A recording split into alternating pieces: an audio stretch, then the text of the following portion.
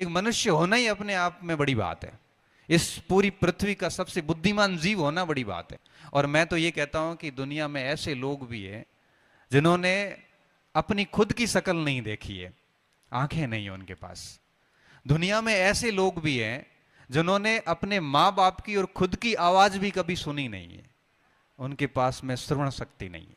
दुनिया में ऐसे लोग भी हैं जो बोल के कभी अपनी बात कह नहीं सकते, उनके पास में बोलने की शक्ति नहीं है। दुनिया में ऐसे लोग हैं जो कभी दौड़ भी नहीं पाते क्योंकि उनके पास में पैर नहीं है। दुनिया में ऐसे भी लोग हैं जिनके पास में हाथ नहीं है, वो हाथ से कोई काम नहीं कर पाते। इमेजिनेशन करिए आप, कम से कम आप पूर्ण मानव है, इससे कम क्या चाहिए? इससे कम आप सोचिए, इससे अधिक क्या हो सकता है? आप पूर्ण मानव हैं, ये भी बहुत बड़ी बात है। अब जो भी आगे आप प्राप्त करोगे ये बहुत ईमानदारी से और ठोस तरीके से होना चाहिए। मैं YouTube के ऊपर कक्षाओं में खूब बातें कर चुका हूं कि पढ़ना कैसे है, बढ़िया कैसे पढ़ना है, मगर मैं आज जो बात कर रहा हूं ये व्यक्तित्व पे बात कर रहा हूं, क्योंकि मुझे लगता है ये ज्यादा जरूरी है। अगर ये ठीक होता है तो आपको वैसे ही पढ़ना आ जाता है कि वास्तव में कैसा पढ़ना है। हम देखो दूर दराज क्षेत्रों में आते हैं, ये ग्रामीण एरिया से आते हैं, हमारे सामने बहुत सारी चुनौतियां होती है, लेकिन एक कह सकते हैं कि जितनी ज्यादा चुनौतियां व्यक्ति के सामने होती है वो व्यक्ति उतना ही अधिक मजबूती से निखर कर सामने आता है। आप मान सकते हैं कि जो बहुत कठिनाइयों से नहीं कर सकते वो कभी चीजों की वैल्यू नहीं समझ सकते। इसलिए आप चीजों की वैल्यू करिए, आपके पास जो है उसको अच्छे से यूटिलाइज करिए।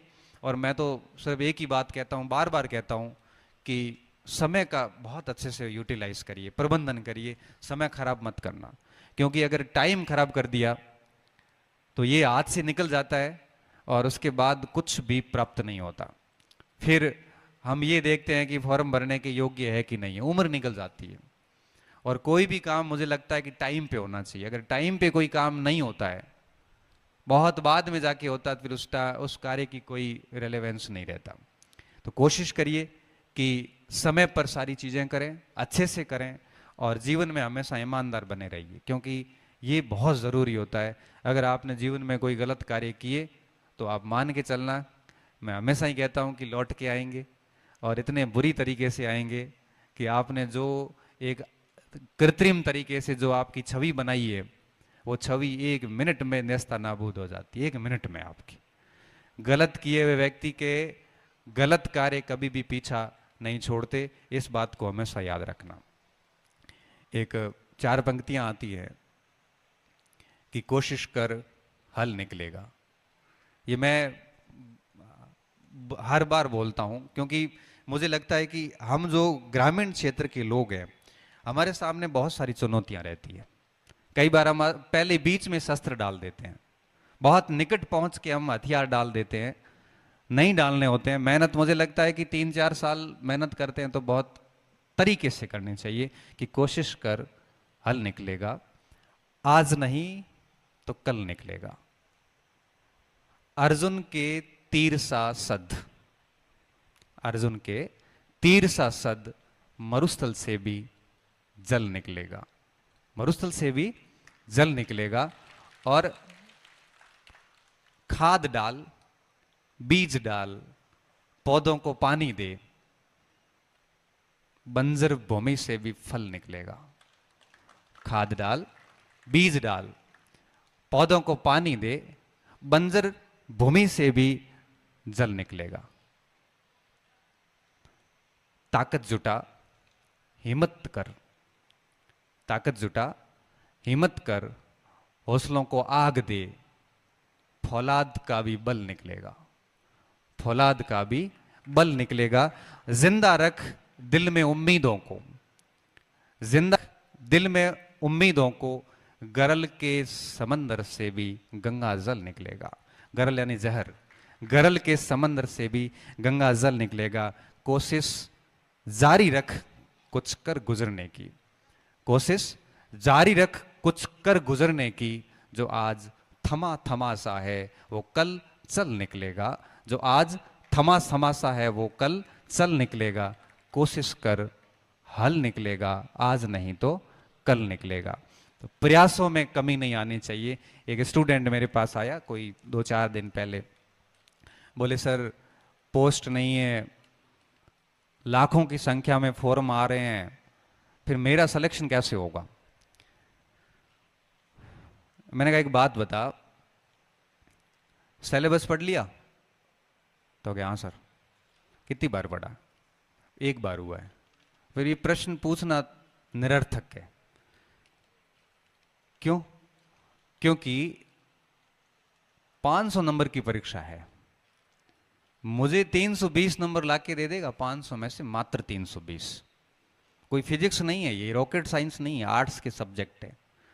320 इसलिए कह रहा हूं कि मैं 383 लेके आया था, मैं 320 कह रहा हूं आपको। 320 नंबर लेके आएगा तो क्या सर ये तो बहुत मुश्किल है। जब 320 नंबर तेरे से मुश्किल है तो उस परीक्षा को पास करने की योग्य वैसे ही नहीं है। क्यों कम सीट होने का बहाना कर रहा है? जब आपसे 500 में से 65% नंबर आप नहीं ला पाते हो तो आप पूरी जिंदगी राजपत्रित अधिकारी और वरिष्ठ अध्यापक की तनख्वाह लेने और सेवा देने की अवसर के अंदर अपनी हिस्सेदारी क्यों मानते हो, जब आपको पता है कि आपके 65 नंबर ही नहीं आ रहे हैं। 100 में से 65 नंबर भी नहीं ला पा रहे हो और फिर आप 2 से दे रहे हो कि सीट कम है।